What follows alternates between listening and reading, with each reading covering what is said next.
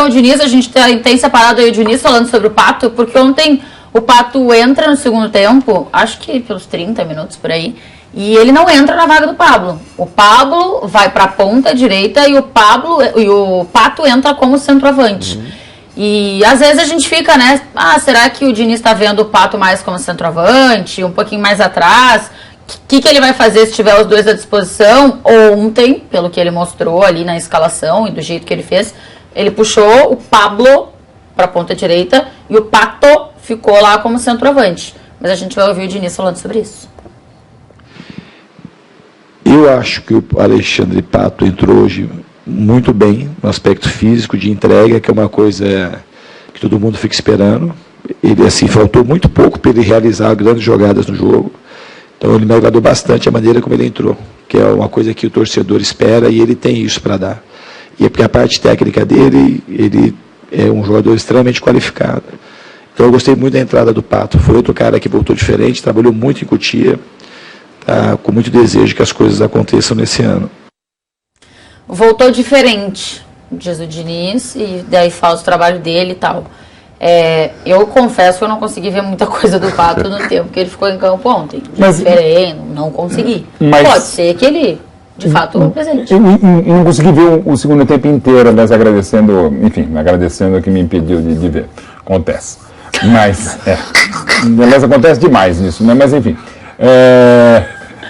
Que curioso, Tu está sendo específicos em manchetes, né?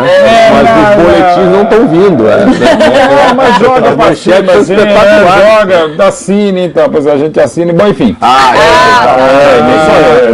Já entendi. É o seguinte, às vezes, ou muitas vezes, o comandante tem que elevar o moral da tropa, né? Claro. E de um jogador como ele. Então vocês jogam, não, mas faz parte e você pelo menos ganha o jogador. Você pode perder um pouco da credibilidade, a gente está aqui detonando, mas é legal. Nesse caso, eu acho que do Diniz vale. Já vai falar do Abelão, você sabe o apreço que eu tenho, mas o Abelão, gente, foi lindo. Cara, eu sei quando você perdeu para o Inter no Beira-Rio, para o Flamengo, que começou de vez o seu processo de fritura. É normal perder para o Inter no Beira-Rio, é normal perder para o Flamengo no Maracanã, é normal perder para enfim, para os grandes. A gente pode dizer O treinador depois na derrota, não. Então não foi lindo agora, e assim, mas eu entendo que mais a compreensão, digamos, interna e para o mercado externo do que aquilo que o Diniz está defendendo o Alexandre Pato. Eu gostaria de falar Alexandre Pato. Eu vejo um pouco de semelhança no tratamento, nas entrevistas dele sobre Alexandre Pato e sobre Paulo Henrique Ganso.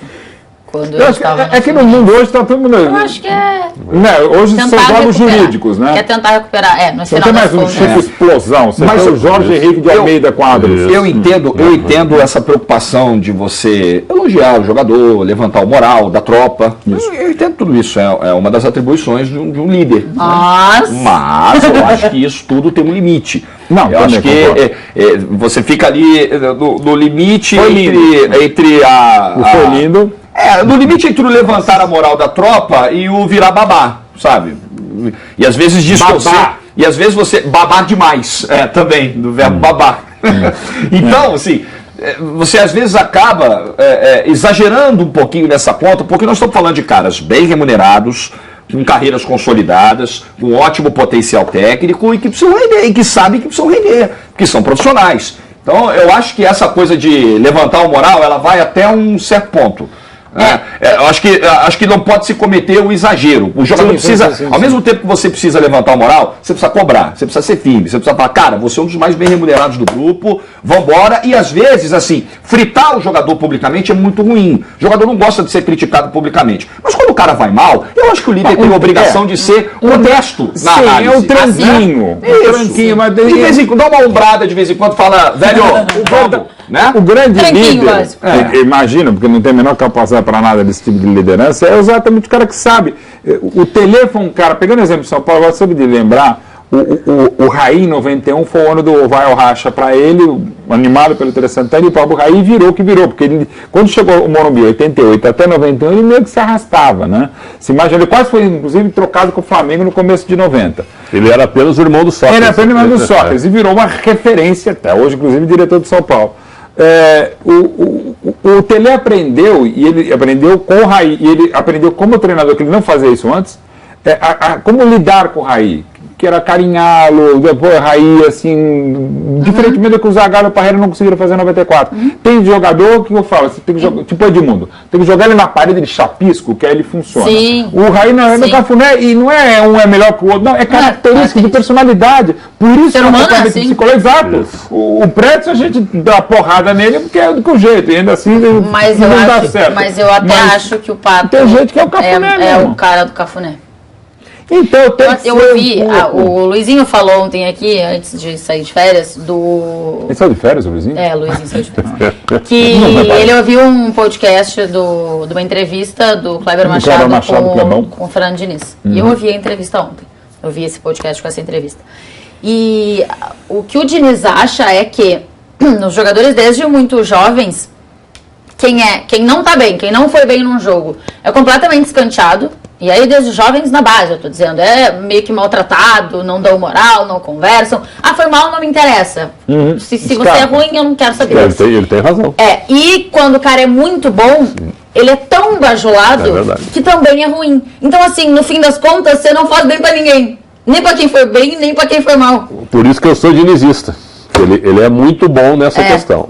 Ele tem toda a razão. O Antony não é o novo Messi, perfeito. E o Toró não é um desgraçado. É isso. O nosso mestre Armando Nogueira ensinava e a gente nunca aprendeu. Elogie sem bajular, critique sem detonar. Né? E a gente, até porque isso tem um conceito subjetivo. Ainda mais no mundo de hoje. Onde você elogia alguém, você está babando ovo, passando pano. Eu sou brilhante no Instagram sobre isso. Muito obrigado. Eu não sei para que tu estava falando. Não, tá tudo bom. Inclusive para mim mesmo. Mas foi brilhante.